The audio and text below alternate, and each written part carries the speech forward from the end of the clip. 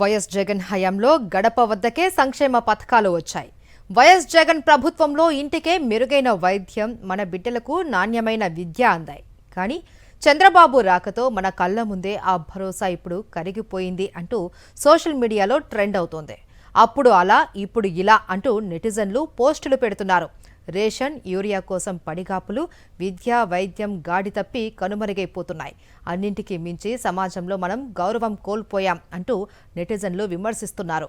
మంచంతా మళ్లీ తిరిగి రావాలి అంటే జగనన్న మళ్లీ రావాలి అంటూ సామాజిక మాధ్యమాలలో హోరెత్తిస్తున్నారు. తాతగారు తాతగారు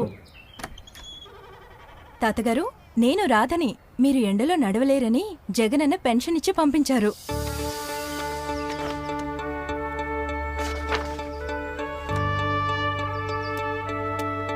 క్లాస్కి టైం అయిపోయింది, పద పద.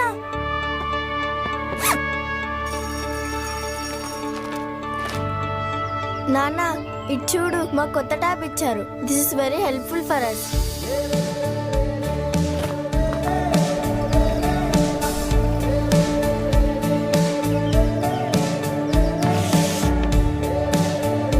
మేలు రకం ఎరువులు ఇస్తున్నారు. మంచి పంట వస్తుందని అనుకుంటున్నా.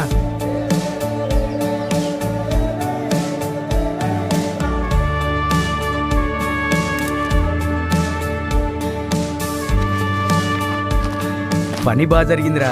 అన్ని టయానికి మంచిగా వచ్చాయి.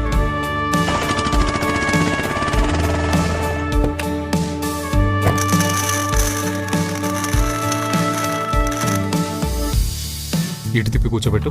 ఊపిరి తీసుకోండి. జాగ్రత్త తాతగారు.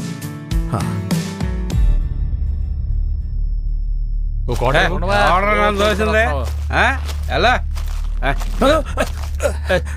పక్కగా పోరా గుడ్డిన ఎలా పోరా పో.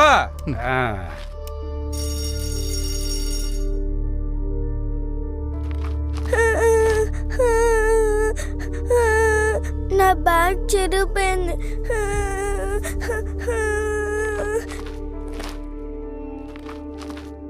యూరియా ఏది? యూరియా ఎందుకు కాల్ చేస్తున్నారు? యూరియా ఏది? ఇక్కడ ఏమి ఇవ్వట్లేదు. మండల ఆఫీస్కి వెళ్ళండి. నాడన్నీ గడప దగ్గరికి వచ్చేవి. చూస్తుంటే నేడేమో అన్నీ కనుమరుగైపోయాయి. నిజమేరా, మళ్ళీ ఆ ప్రభుత్వం వస్తే గాని మనకి కష్టాలు తీరవు.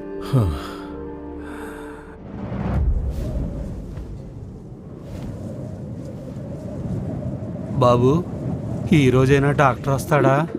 తాత, ఏంది నీ నస నాకు రోజు?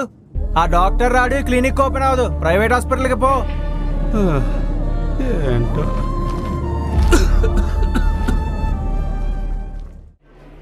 బియ్యం కోసం ఈ పడిగాపులేంటో. ఏం తాత, మా కష్టం చూస్తే నీకు నవ్వులాటగా ఉందా? నేనెందుకు నవ్వుతున్నానంటే, నాకు కళ్ళు లేకపోయినా ఆ 2023లో పట్టపగలు లాంటి వెలుగున్న భవిష్యత్తును చూశాను. మీకు కళ్ళుండి కూడా మళ్ళీ ఇలా చీకట్లో నడవాలని నిర్ణయించుకున్నారు. నేను చూడలేకపోవచ్చు, కానీ మనం దేన్ని కోల్పోయామో నాకు స్పష్టంగా కనిపిస్తోంది.